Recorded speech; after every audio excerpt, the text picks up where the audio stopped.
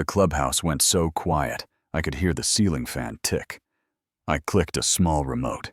The projector blinked to life, and there on the wall at 1:47 a.m.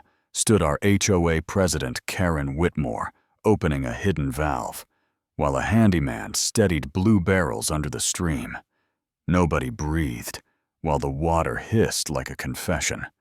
I didn't raise my voice, I just said, "Before this clip ends, I'm moving to suspend the chair for theft and abuse of authority." The gavel hit so hard, the mic squealed, and for the first time all summer, the room felt cooler than the drought outside. I'm Mark Reed. I live on Lakeview Court in a place that still calls itself Lakefront, even though the lake looks like a coffee ring on cracked clay. The city calls it Level 5 restrictions. We call it dust on everything the HOA wrote. A brand new bylaw called Reasonable Maintenance Allowance. And if you're wondering what reasonable means here, it means whatever Karen decides when she's in a mood.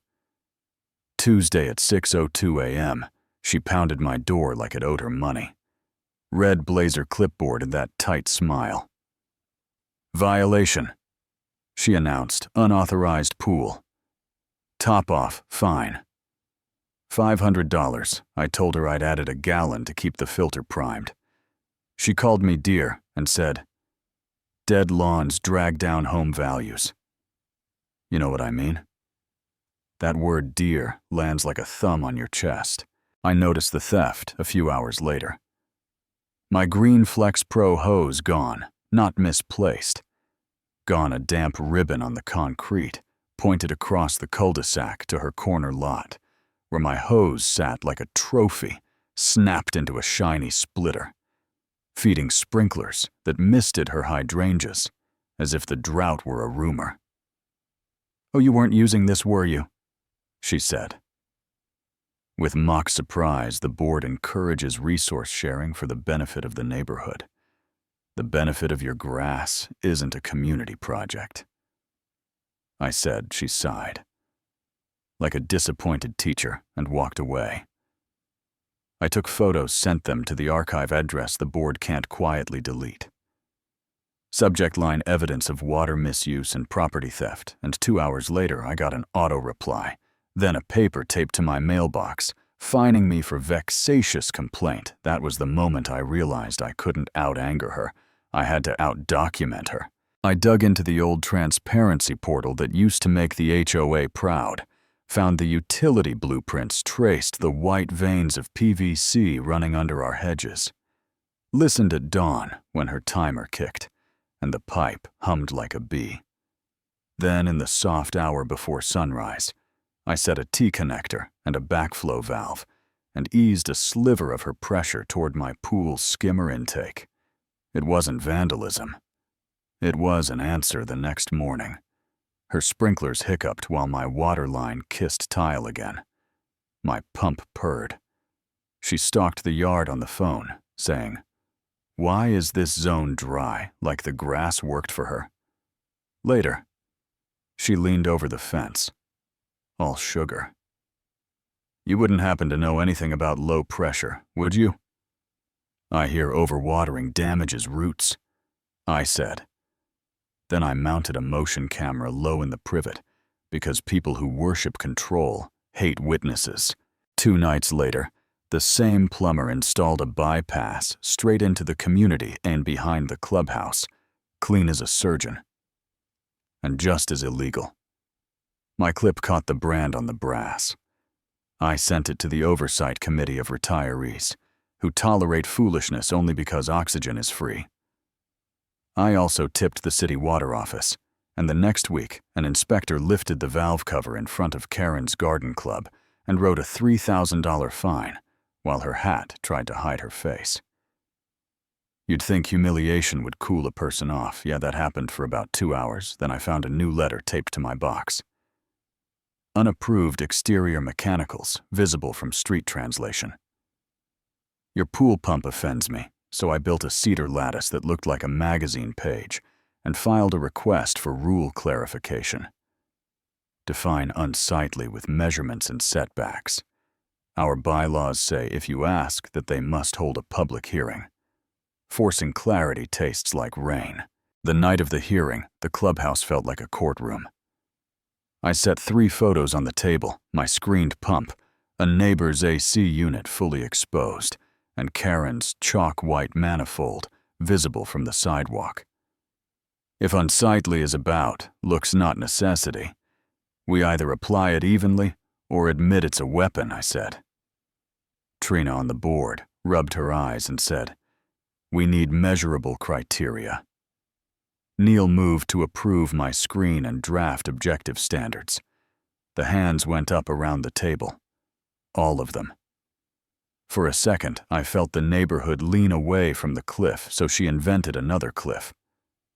Water Watch volunteers. Needed clipboard patrols at night, cameras on the clubhouse eaves, feeding a cheap Wi-Fi extender that nobody had bothered to secure. I didn't need to hack it. I just needed to not be lazy. The feed uploaded at 2 a.m. Ants and moths and boredom, until the barrels appeared again. Same angle, same hiss, same secret. I saved the file to a thumb drive and slid it into my pocket with the meeting agenda. People ask me why I didn't just quit sell, move, start, fresh, true story. I priced out boxes one night, then I looked at my reflection in the pool and recognized a man who was tired, but not finished. You don't let somebody turn your dignity into paperwork. If you can help it, so I showed up early for the quarterly meeting. Sat where the projector cord could reach, ate a cookie that tasted like warehouse sugar, and waited. Karen opened with a sermon about sacrifice and community, and how every drop saved is a victory. Question, I said. When we hit open comment, what were the blue barrels you were filling at 1:47 a.m. behind the maintenance shed? She blinked like a camera. Cycling maintenance is routine and private on public footage. I asked, a laugh. Broke from the back like a creak. Turning into music, I pressed the remote. The wall lit up the valve. Squealed the barrels, darkened. The room gasped. Neil slid his chair back and said, "Motion to suspend the chair." Pending investigation, hands shot up. Gavel slammed a city. Inspector stepped from the back with a form already filled. Karen's signature wobbled on a line she used to own, and as she passed me, she said, "You'll drown in what you've done." I told her it's a drought. All I did was show people where the water went. If the story ended there, it would be clean. But clean is a luxury. With Karen suspended, a new voice started talking about fairness and stability. Brent from 2 doors down ran for influence on polite smiles.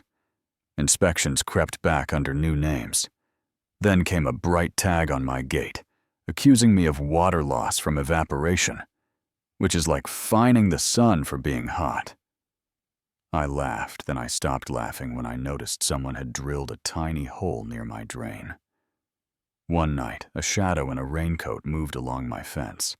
I snapped the floodlights and chased footprints to the old trench. We'd sealed the next day. I found a camera in the mud, blinking red, my model the HOA had used for Water Watch. The files on its card looked ordinary until the last clip. Backyard 0903 rain. In sheets, a hooded figure turned to the lens and whispered, "He's not your enemy." She is. The hood fell just enough for the light to catch a face I didn't expect. Not Karen Susan, the interim president. Later clips showed her meeting under a carport with Philip, the developer's man. Her voice low and clipped, "He's not selling." Philip saying, "Make it his problem. You know how to make people compliant." I took the footage and the bank transfers I'd traced to a shell account that still matched the old HOA ledger. I handed everything to a detective who looked like he'd already seen 5 versions of our neighborhood this year. That night, deputies walked Susan out in silver bracelets, while the block watched from behind curtains. Here's the part that still gets me a week after Susan's arrest. I drove to the old reservoir a clerk mentioned when I asked about Karen's abandoned car. Fields of stubble, a sagging spillway, and in the mud, a cracked green hose that looked exactly like mine beside it.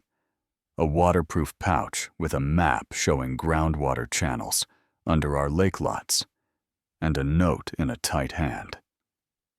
You were right about them. It was never lawns, it was water rights.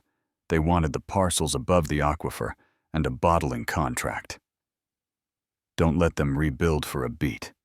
I hated her, and thanked her at the same time. Person can be a tyrant and still tell a hard truth. You know what I mean? When the rain finally came, the lake rose like a sigh, and the neighborhood felt almost normal as it chalked hopscotch on sun-faded driveways. People watered at legal dawn without looking over both shoulders. The board posted budgets and votes in a thread everyone could read. I slept for a whole night for the first time in months, and then one humid evening, I stood by the pool with a glass of water and saw a figure at the reeds on the far bank, too far to make out a pale coat of hair moving in the breeze. Maybe it was nobody. Maybe it was her. I didn't call out a power. Doesn't evaporate. It migrates. It looks for lower ground and new names. That's the part folks argue with me about. Some say HOAs save neighborhoods from chaos. Some say they turn petty people into sheriffs with clipboards. I think the truth is simple and uncomfortable. Rules are fine. When they're clear and human rules rot, when someone keeps them foggy so they can swing them. So was I right to route a sliver of pressure to keep my filter alive while she soaked her lawn? Did I go too far? Setting a camera and running a projector at a meeting? Or did I finally match the energy of a system that only respected receipts? Tell me if you've ever lived under a rule that changed with the mood of the person holding the pens. Tell me where you draw the line between order and control, between community and convenience. Drop your take below. Argue with me. Defend me. Roast me. Share the time. A neighbor's little power trip turned into your big problem. And if you want more true suburban battles that start small and blow up, hit subscribe. Send this to the friend who needs a shutoff valve, and tell me where you're watching from.